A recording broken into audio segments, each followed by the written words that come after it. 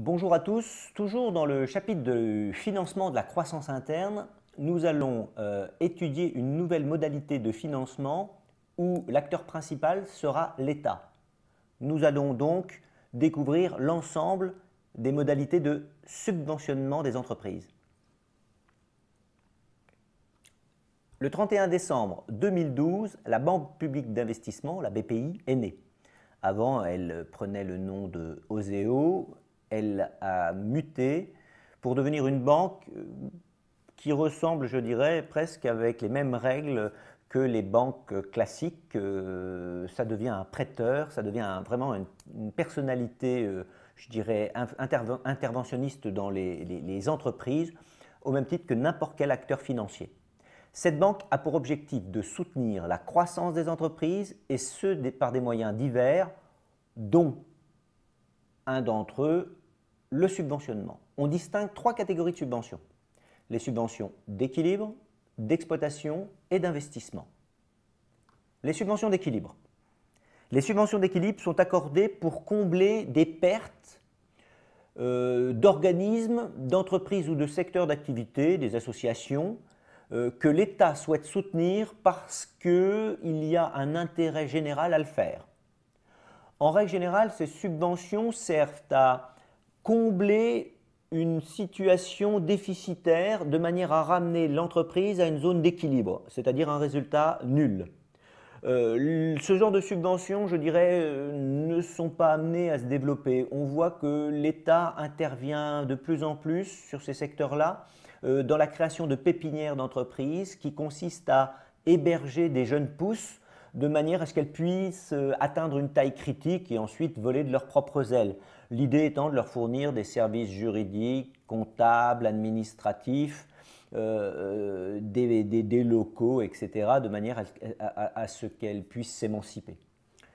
Comment s'enregistre une subvention d'équilibre? Oh, c'est assez simple, hein.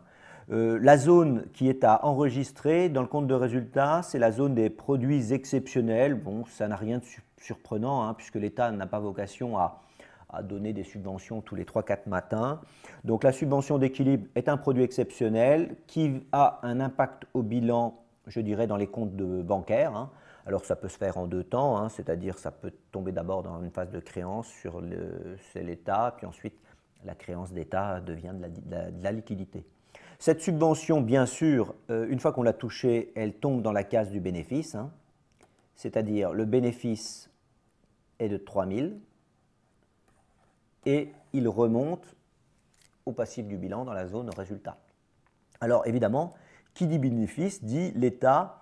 Vous savez que tous les bénéfices subissent l'impôt sur les sociétés et donc l'État va récupérer, j'ai envie de dire, un tiers de la somme. C'est-à-dire que l'État, au fond, ne donne pas 3 000, il donne 3 000 moins l'impôt.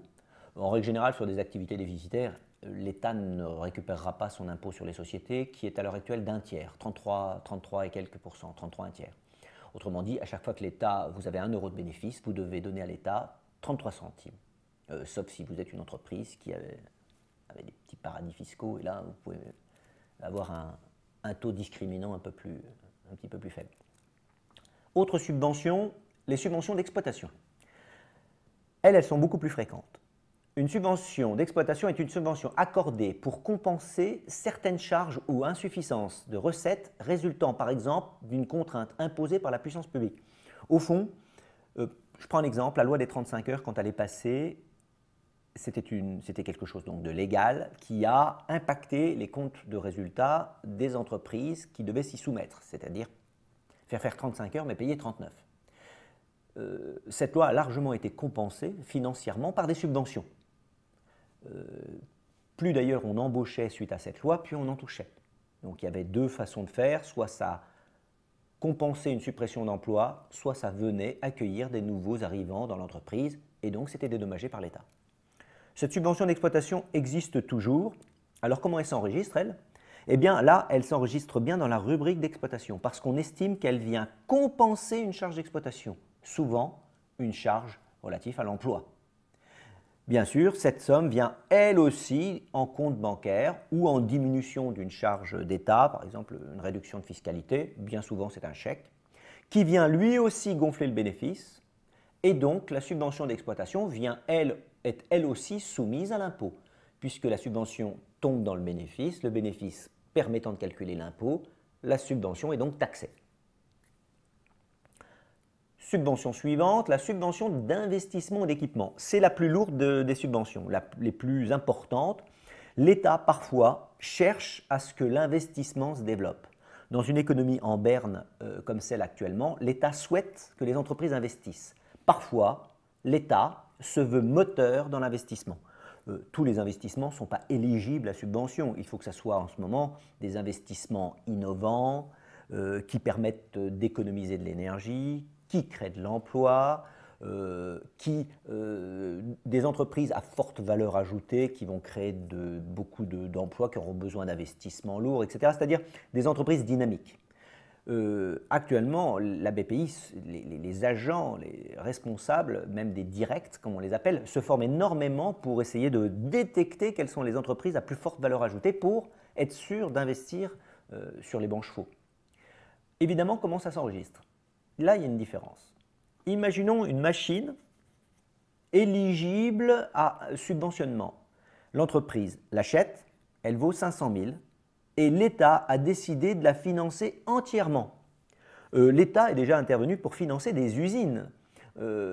C'est-à-dire que, quand je dis l'État, ça peut être le conseil régional. Il suffit que le conseil régional dise, voilà, moi je veux que vous veniez monter une usine chez moi, je vous monte l'usine, à vous les emplois. Le deal, il est que l'usine est montée par l'État, est financée par l'État, mais par contre, l'entreprise doit gérer l'exploitation. Là, vous remarquez, par contre, les montants sont énormes, mais par contre, le résultat n'est pas du tout impacté. Vous avez remarqué que la subvention ne s'enregistre pas en produit et n'a donc aucun impact sur le bénéfice. Ça, l'État ne l'a pas souhaité. Pour autant, l'État souhaite quand même que les 500 000 soient soumis à l'impôt sur les sociétés. C'est-à-dire, il souhaite quand même que cette subvention soit fiscalisée. Alors, qu'est-ce qu'il a établi? Il a établi un genre d'étalement de la subvention qui va venir du bilan vers le compte de résultat. Alors, évidemment, pas d'un coup, l'objectif étant que l'entreprise profite de ces 500 000. Si l'État fiscalise tout de suite les 500 000, ça veut dire que l'État donne 500 000 et en prend un tiers. Enfin, concrètement, ça ne servait à rien. Donc, l'État a permis d'étaler la subvention au rythme des amortissements que vous allez passer par rapport à votre machine visée, la machine cible. Qu'est-ce qui se passe donc? Quel est le compte qu'a choisi l'État? C'est simple, l'État a choisi un compte qui s'appelle, alors évidemment, comme c'est une écriture purement fiscale, j'ai envie de dire, l'État était un peu embarrassé avec la terminologie. Autrement dit, la terminologie est très simple, elle est même, j'ai envie de dire, elle est très littérale. Vu que ça ne veut rien dire, regardez le nom. Quote-part de subvention virée au résultat de l'exercice. Morceau de subvention étalé. En fait, la terminologie est parfaite. Elle vient embêter le comptable, mais elle est uniquement fiscale. Comment ça se produit? Eh bien, en imaginant que notre machine s'amortisse sur 10 ans. L'amortissement est donc d'un dixième. Eh bien, ça impose à l'entreprise de sortir un dixième de sa subvention par an. Sa subvention faisait 500 000. Eh bien, à l'année 1, on en a fait glisser 50 000 de la zone de subvention vers la zone de compte de résultat en produit exceptionnel sur une ligne qui s'appelle quote-part de subvention d'investissement virée au résultat. À ce moment-là, ces 50 000 se retrouvent bien dans le bénéfice. Le bénéfice fait 50 000. À ce moment-là, il sera soumis à l'impôt sur les sociétés. Et chaque année, l'État va donc fiscaliser 50 000 de cette subvention de manière à ce qu'elle subisse l'impôt. En tout, l'État, au fond, ne verse pas 100% de la subvention, il verse 100% moins l'impôt. On pourrait aussi faire jouer l'actualisation parce que l'État ne récupère pas ses sous en un coup, il récupère ses sous de manière étalée. Sauf que l'IS payé à l'année 10 n'a pas la même valeur que l'IS payé à l'année 1. Donc, tout est en faveur de l'entreprise. Qui plus est, si une entreprise se fait subventionner et en plus elle a du déficit, elle ne paye pas d'impôt, donc elle touche la subvention à taux plein. Merci.